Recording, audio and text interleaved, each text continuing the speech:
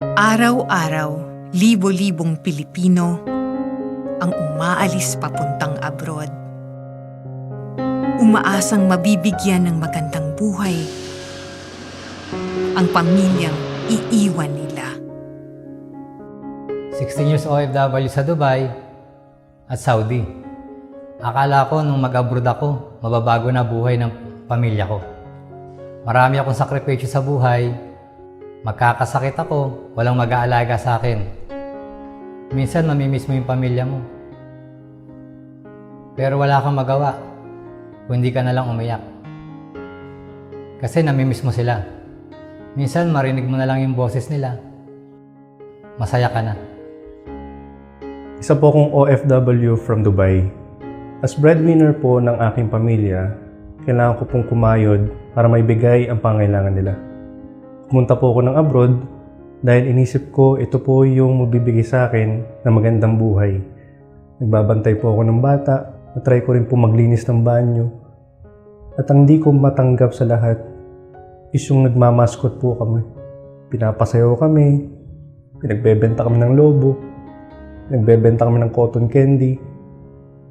Hindi ko matanggap. Everyday nagdadasal po ako sa Panginoon. Nasabi ko, Lord, ito na lang ba't ako? Sobra ko na pong namimiss ang pamilya ko that time. As OFW, ito po yung kalaban namin. Yung tinatawag na homesick.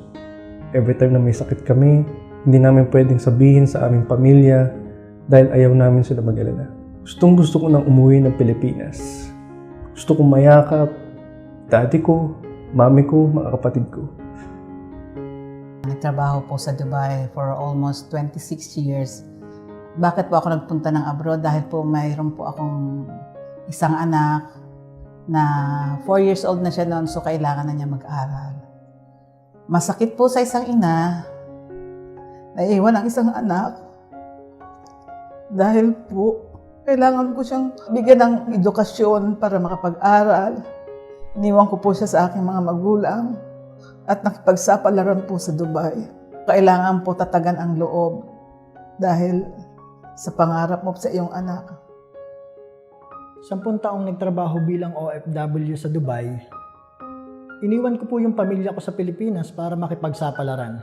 Pinagpalit ko yung kaligayahan ko na makasama sila para lang sa pangarap na gusto kong matupad. Naranasan ko pong maglakad sa kahabaan ng Dubai para maghanap ng trabaho. Nagtrabaho po ako bilang isang cleaner, isang groomer sa isang veterinary hospital. Hindi po madali. Unang-una, hindi po yun ang experience ko. Kaya lang, dahil sa mauubos na po yung visa ko, pinatulang ko na po, kaysa naman po umuwi ako sa Pilipinas na luhaan.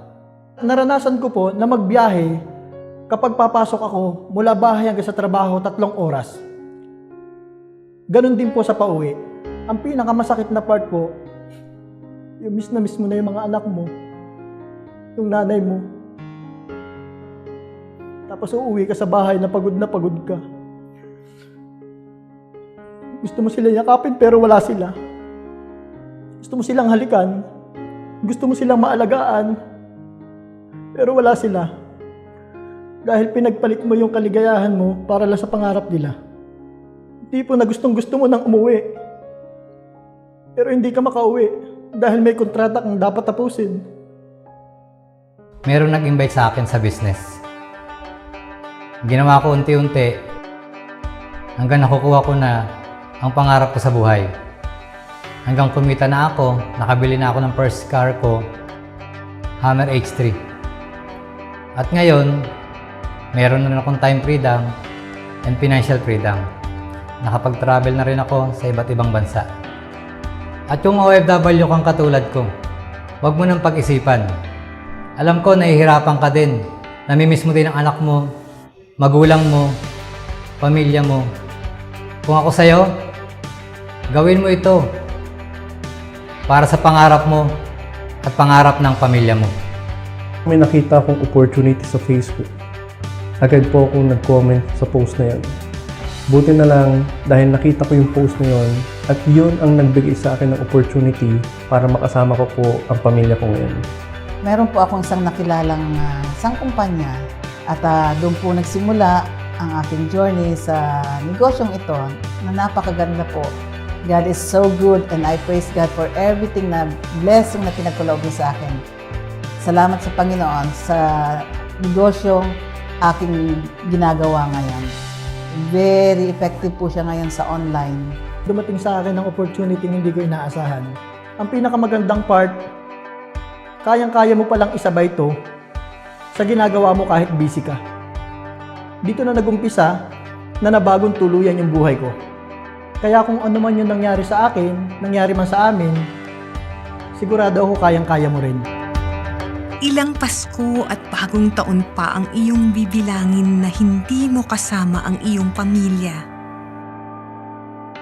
Ilang taon pa nga ba ang kailangang tiisin para masabi mong, pwede na akong umuwi? Isa ka ba sa mga OFW na gusto nang makauwi at makapiling ang kanyang pamilya? O isa ka ba sa mga OFW na naghahanap ng negosyo para hindi na muling mawalay sa kanyang mga mahal sa buhay? Nandito ang sagot sa iyong mga katanungan. Gaya ng iyong napanood, maaari ka ring kumita tulad nila gamit ang aming trending na online business na nakatulong na sa maraming tao. Gamit lamang ang iyong cellphone, laptop, tablet, at ang internet. Kayang-kaya mo na gawin ang online business na ito. Sa online business na ito, hindi mo na kailangan bumili ng stocks ng produkto na ibebenta mo online dahil may warehouse at website ang company para sa stocks ng produkto mo.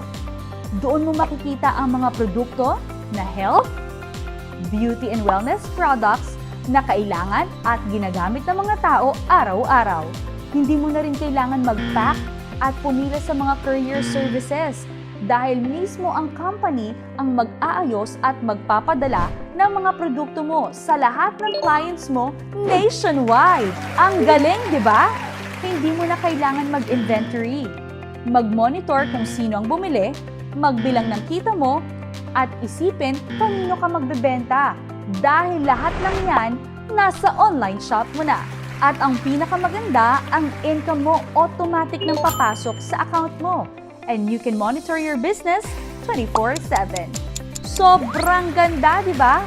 Walang sakit sa ulo, walang stress, at makakatipid ka pa ng oras. Sobrang hassle-free. Kaya naman mas kikita ka ng sobrang laki kahit nasa bahay ka lang at kasama ang mga mahal mo sa buhay. Don't worry, this is 100% legal online business, registered sa SEC, DTI, at lahat ng products approved ng FDA.